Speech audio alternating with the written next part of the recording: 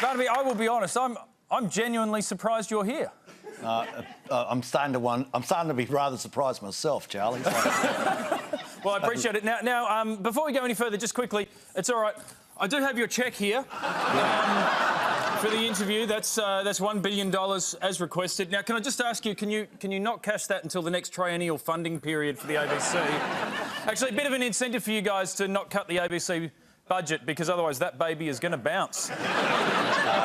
Yeah, well, let's hope we'll keep fighting for you. Make sure we keep you on air. Oh, I appreciate it, Barnaby. You're welcome. Now, your tell-all memoir, Weatherboard and Iron, came out today. Now, Barnaby, this was all dying down. Why write a book and start talking about it all again? Why? Because, Charlie, the book is not about... It's not a memoir about me. It's a memoir about trying to look after people who, in regional areas, are doing it tough, by people who basically are at the corner of society and have basically been... they're poor, in many instances they're white, their opportunities are not like yours, and we've got to come up with policy and something to take them ahead.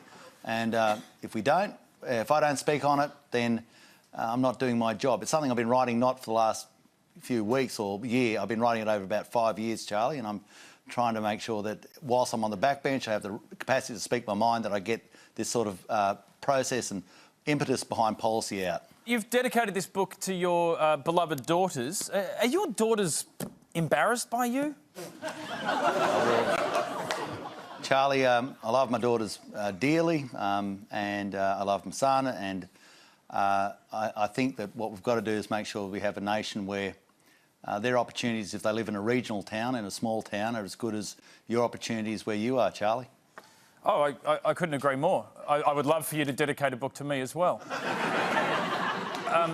Now, Barnaby, the Coalition, I think, are a little embarrassed of all of this as well. Do you think Malcolm Turnbull wants you out selling a book right now?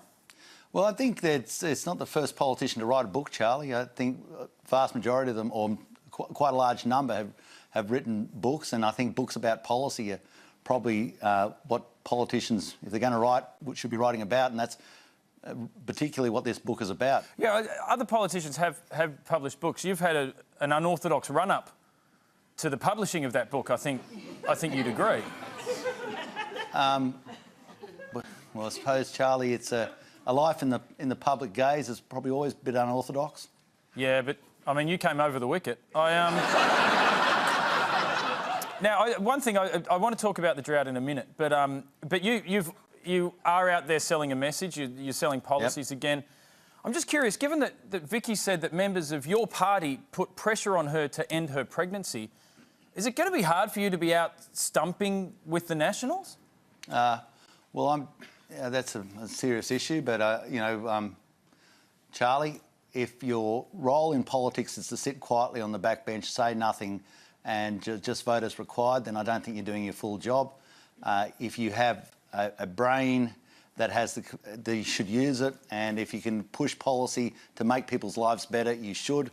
That's what you're paid to do, and that is the crux of what this is about. Now, obviously, there's an interest like you have of you know, the personal in it. If I'd left that out, people would have said I was whitewashing it out.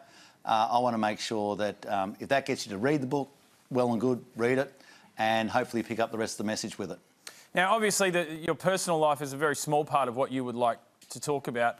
So let's talk about something more important. Let's talk about the drought. What could people be doing to help? I think the big issue is pushing government to have...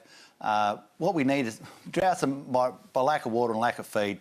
If we can get the centralisation of fodder, if we can get fodder into a central point, then we have the capacity to get that out to the stock. If we get that out to the stock, that gets the cash flow going around the towns. We've got to acknowledge, Charlie, this is not just for the farmers, it's for the hairdresser, for the cafe, all the people in town whose money is drying up because there's no money in the wider economy.